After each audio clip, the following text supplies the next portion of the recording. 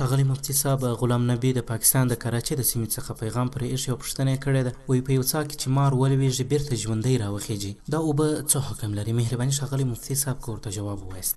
حامدا و مسلیا اما بعد. د محترم غلام نبی ورور د پوښتنې په جواب کې علماء کرام فرمایي که څاه ته مار ولویږي او بیا د هغه څاه څخه ژوندی راویستل سي، نو د دغه څاه حکم دا رقم دی چې باید 10 یا تر 10 سولاغو یو څه زیات اوبه ورڅخه راویستل سي. دا مستحب کار دی. البته که چیرې دغه اوبه نور سره راویستل سي، بیا هم د څاه دغه اوبه پاکې دي او هر قسم استعمال جائز دی. فتاوای قاضی خان جلد اول صفحه 19، فتاوای هندیه جلد اول صفحه 19، همدا ډول تبیین الحقائق جلد 3 صفحه 304. والسلام علیکم ورحمة الله وبرکاته.